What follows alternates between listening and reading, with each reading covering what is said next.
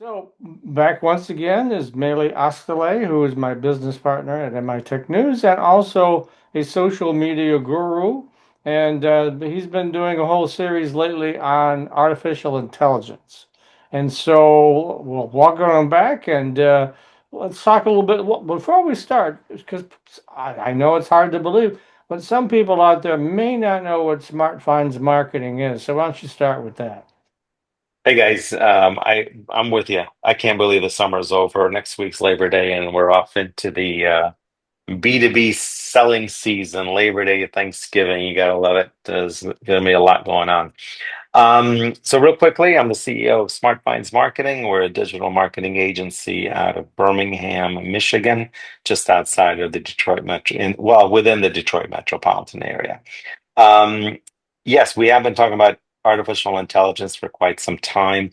I would say that when we started the AI segments way back in the beginning of 2024, um, the world was one way and the world is in a different way when it comes to artificial intelligence today. My focus is how do we use it as a business tool? How do we support our business? How do we use it for marketing? How do we use it for our operations? That's really what the focus is about these AI segments that we do here on MITech TV. Um, and today's topic is going to be about AI agents. What do you guys think about that? All Okay. right. Well, tell us a little bit about how they're different from tools like ChatGPT, and most importantly, of course, how they can help businesses improve marketing outcomes.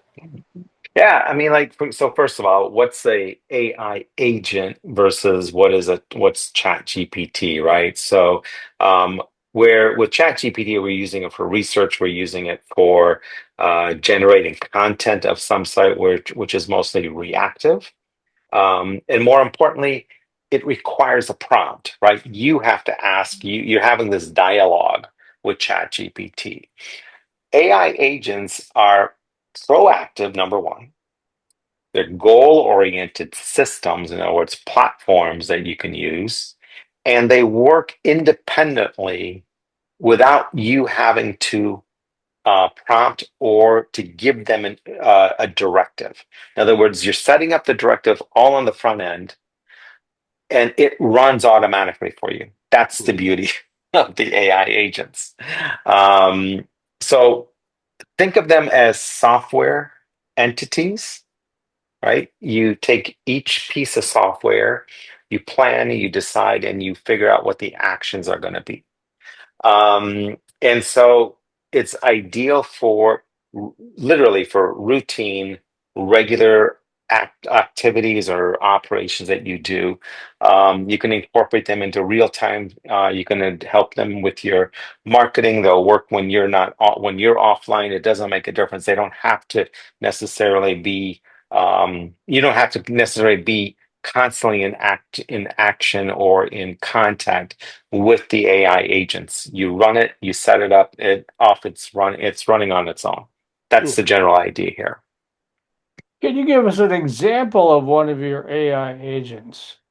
So I think the way to look at this would be um customer service bots, right? I mean, and I'm sure we've all seen it. You're going to a website, you make a phone call to for customer service, and what you're really getting nowadays is an AI agent, or what the industry would call a customer service bot. In other words, it has pre-programmed FAQs. You ask questions, it gives you responses, and unless you try to run it through into a direction that it's not going to be able to keep up. Another one would be outbound sales agents. Good example is a platform called Apollo AI. These guys, they can set up sales agents for you to literally scan for leads, identify and personalize emails, and then turn around and more importantly, make a phone call if you need it to.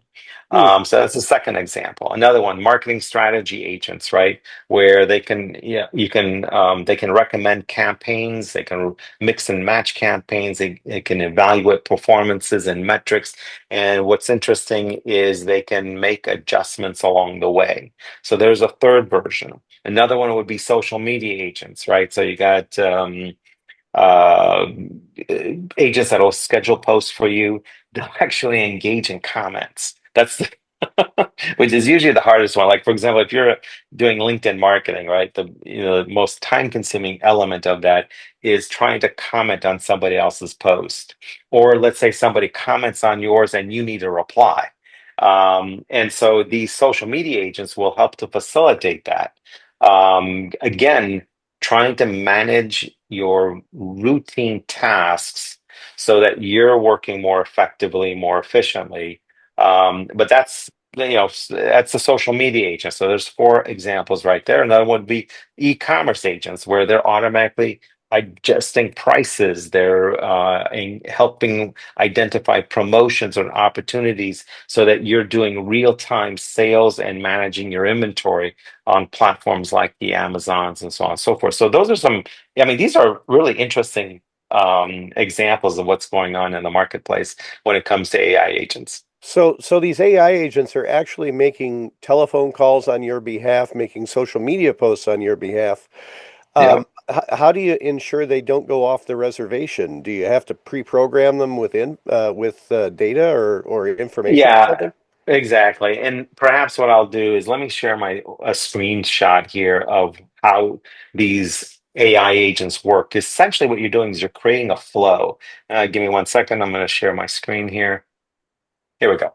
So the screenshot I'm giving you right now is from a platform called N as in Nancy, the number eight, N as in Nancy, N89.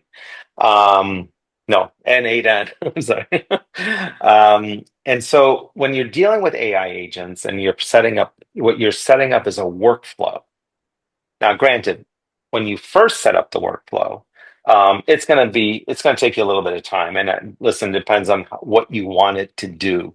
It could take you 5 minutes. It could take you an hour, right? But the idea is that whatever time you invest, even if it was 2 hours, you're setting up a workflow with multiple types of AI agents, and they're executing the tasks automatically for you. It's up to you to run through and manage whether or not they're doing it right. Okay. Now, I say that loosely because, like in this particular case, right? This one's talking about listen for incoming events. And then based on that, you got one, two, three, four different agents that are managing what it's going to do. And then you've got, in this particular case, this example says, okay, then based on the incoming event, turn around and send a reply. So what we're doing here now is suggesting that within each one of these agents here, because we're building multiple agents to create a single workflow to automate a routine task. And yes, within each one of these, you can set your limits. It depends on what it is that you're doing. Are you asking it to send an email for you? Are you asking it to open up ChatGPT and, like in this case, to figure out what your text copy is going to be, and then having a different agent when it passes it on to the next agent, what it's going to do. So yes, you set up the individual limits based on that. So can you give us an example of an AI agent working, not just answering prompts, but working behind the scenes? So, well, we talked about campaign monitoring. That one's uh, doing things behind the scenes. And in other words, it's just running on its own on an Mhm. ongoing basis, right? So campaign monitoring agents, I think, are phenomenal because they literally work 24/7. It's like your marketing analyst um, on the go, flowing, working, doing the work inside of your Google Ads account, right? Your Facebook ads, your LinkedIn ads, whatever that might look like. Obviously, you have to turn around and figure out, how that's going to work. Another one that I would suggest is the one that I've talked about on the show before, which is our conversion rate optimization tool, which uses AI. It's actually creating a journey funnel behind the scenes for each website visitor. And based on that website visitors' frequency to your website, frequency to certain pages, how long they spend on a page, um, what pages they go to, it decides what the call to action is going to be to that website visitor, and it customizes it for that visitor. In other words, each visitor gets a different response based on where in the journey funnel they are and what pages they visited. In other words, if they're going to a product page versus a service page, it's going to present to them different calls to action. And so these AI agents literally are helping to personalize and to make our life more efficient. In other words, we're getting literally more done in less time. And so I think those would be two examples: the CRO one, the campaign agent, which is another one. And I certainly could spend the next hour talking to you about all the different types that are on the market. So, is this still experimental, or are businesses using these AI agents today? No, it's active. That there's no question about it. Businesses are using AI agents. Now, having said that, you're going to say, well, what's the age range of the guy in the business that's using the AI agent, right? Right. So as you can imagine, it's the younger guys who literally grew up with this type of tech or have grown up with technology in general and were able to adapt very quickly to the AI world when it came to market, so to speak, about almost 3 years ago. So yes, businesses are using them. Those people that are actually helping facilitate the use of these are going to be your younger guys, 25, 35, probably, and somewhere in that age range that really understand how to use the AI agents. Okay. Can you give us an example of a business using this technology that's really moved the needle? The answer is yes, and perhaps the one that I can present um, clearly would be our own case study on the Hmm, CRO program, sure. where literally we took a business that had the AI agent installed in their website, where they were doing about 2 leads per day after the AI agent was implemented. And don't get me wrong, it's not like this happens overnight, right? The AI has to learn the website and has to learn the visitors and has to learn where they're going, what they're doing. But giving it, and I'm just throwing out a rough number here, give it about 30 days, maybe 45 days, and the longer it works, the better it gets. We were able to take a program that was running 2 leads a day and bumping it up to 5 leads a day. Hmm, okay. So that's a huge bump.